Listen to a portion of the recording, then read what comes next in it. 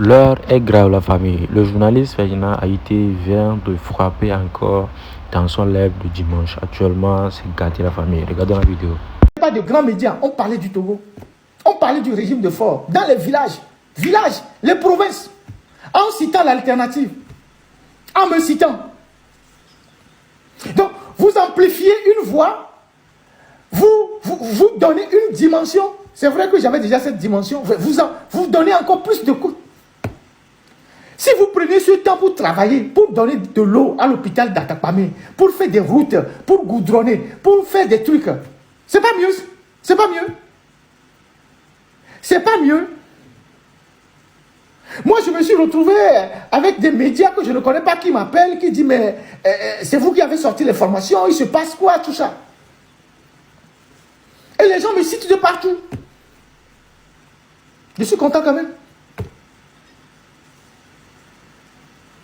Vous voyez que vous faites des choses qui se retournent contre vous. Je ne sais pas qui vous conseille. Fort, Adjourouvi là, il va bouffer ton argent. Tu n'auras rien. Adjourouvi là, il va bouffer ton argent. Si Adjourouvi te dit que lui va venir convaincre quelqu'un ici en France pour qu'on fasse quoi. Je vous renvoie à la jurisprudence Moussa Koné du 3 juillet 1996, Conseil d'État en France. Jurisprudence Moussa Koné sur l'extradition.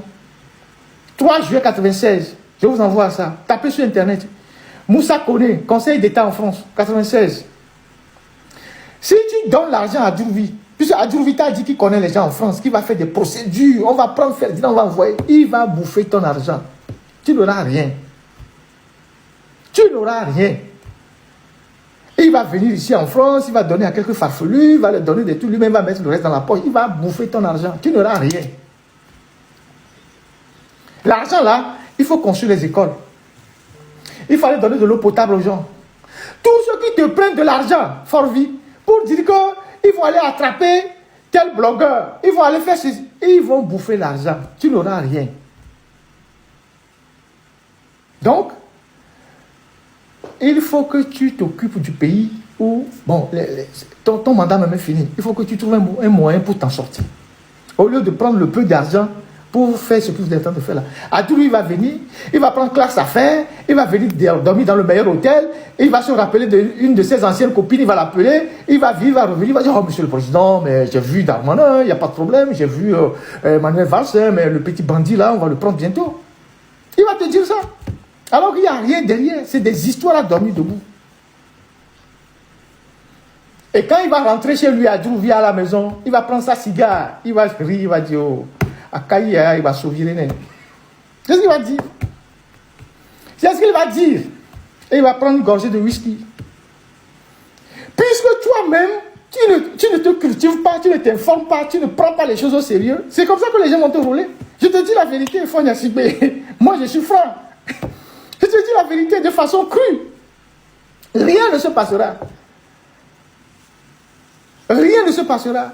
Même le bras de fer que vous êtes en train de faire là, maintenant les journalistes, vous allez finir par les lâcher, même si vous les gardez longtemps. Et ça va se retourner contre vous. Ça va se retourner grave contre vous. Parce qu'aujourd'hui, plus personne n'ira au Togo pour aller faire un film documentaire. Les gens prochainement qui vont aller au Togo pour valoriser la culture togolaise, ils vont avoir peur d'être enlevés. Ce que vous êtes en train de faire là, ça écorne le peu d'images encore qu'il y a dans le pays. Le peu d'images qu'il y a encore au Togo, ça écorne ça. Le communiqué que vous avez sorti là. Quel grand média va encore arriver au Togo prochainement pour dire qu'il veut valoriser la culture togolaise? Ils n'iront pas. Parce que les gens auront peur de se faire kidnapper avec des arguments farfelus que vous êtes en train de sortir. Donc, les Adjourouvi là, c'est des gens qui jouent sur ton mental. Ils te piquent de l'argent. Ils te piquent des sous. On les sope là, c'est comme les enfants disent dans le monde, le jargon dans les quartiers. On les sope là, on les sope là, Adjourouvi, c'est un avocat. Il connaît le droit. Il sait.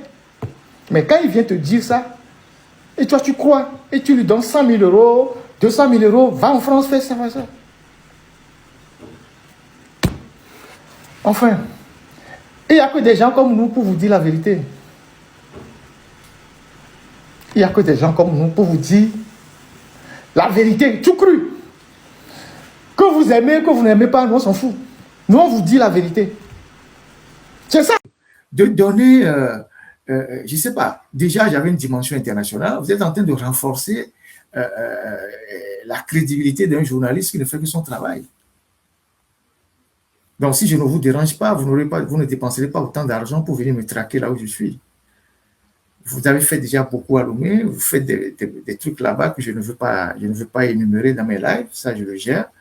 Mais le reste, ne vous inquiétez pas. Hein. Donc, voilà. Donc, je voulais dire aux Togolais, restez tranquilles. Soyons solidaires, multiplions notre pression, la pression. Fort aujourd'hui, c'est quelqu'un qui se cherche. Lui-même, il sait que ça peut basculer à tout moment. Donc, c'est pour ça qu'il change les gens, il change les soldats comme il change les slips et tout ça.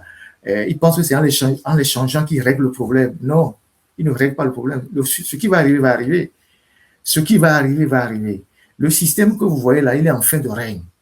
Il est en train de se délicter.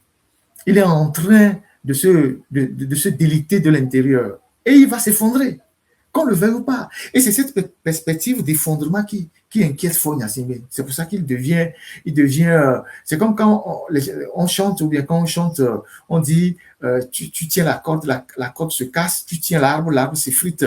C'est quelque chose comme ça qui est en train d'arriver. Parce que justement, il est en fin de règne. Quand même 21 ans, 22 ans. Il n'a pas fait grand-chose. Hein? Là où les autres ont les bilans, lui, il n'a aucun bilan. Donc, il est indéfendable de partout. Il ne peut pas aujourd'hui se frapper la poitrine pour dire, bon, j'ai fait ça, j'ai véritablement fait ça, j'ai fait quelque chose vraiment d'extraordinaire pour mon peuple. Rien du tout.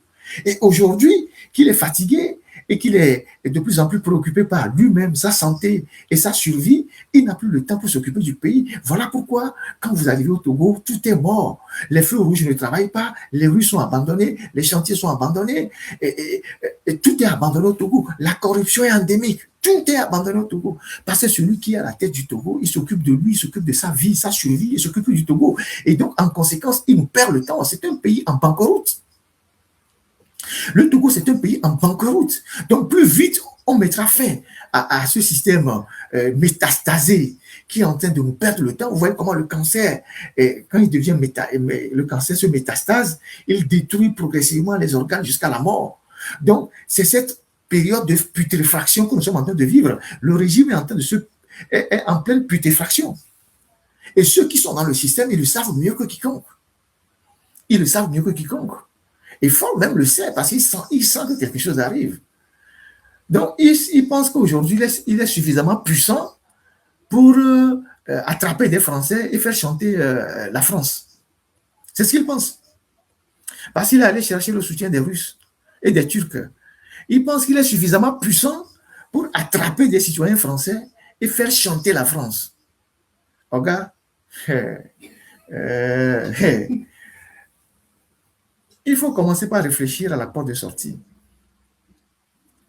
Il faut commencer par réfléchir à la porte de sortie. C'est un conseil. Il faut commencer par réfléchir à la porte de sortie. Je le dis aussi pour tous les barons qui soutiennent le système. Commencez par réfléchir à votre sortie. Parce que les événements vont vous surprendre. Les événements vont vous surprendre. Vous avez tout pour partir et être heureux sur une île. Hein. Vous avez de l'argent, vous avez vos femmes, vous avez vos biens. Réfléchissez. Parce que les choses risquent de vous rattraper. Et très vite. Très vite. Vous pouvez être puissant n'importe comment, mais il y a certaines choses que vous ne pouvez pas arrêter. Il y a certaines machines que vous ne pouvez pas arrêter. Donc là où vous êtes là, je ne sais pas comment vous allez sortir, mais vous avez encore le temps d'éviter l'humiliation que les dictateurs subissent quand le peuple se lève. Vous avez encore le temps d'anticiper votre sortie. Une sortie honorable, une sortie sans humiliation, une sortie malgré vos crimes qui vous permet de garder un peu la tête haute. Mais si vous pensez que vous pouvez continuer par résister face à cette colère qui monte dans la population, à cette colère qui monte dans la jeunesse, à cette colère qui gangrène les Togolais, qui chauffe le cœur des Togolais, les gens vont vous briser un à un. Je vous assure, hein, parce que quand le peuple va se déchaîner, Vos militaires, là, ils ne feront rien, absolument rien. Vos militaires ne vont pas tuer tous les Togolais. Et ça va arriver. Parce que les Togolais sont à bout. Dans tous les secteurs, les gens sont à bout. Je pense que vous n'analysez pas les faits. Vous ne comprenez pas. Vous ne sentez pas le message venir. Vous ne sentez pas que quelque chose arrive. Continuez de croire que parce que vous avez le pouvoir, vous pouvez venir menacer les gens en France, vous pouvez tuer les gens, vous pouvez faire ce que vous voulez. Donc, voilà.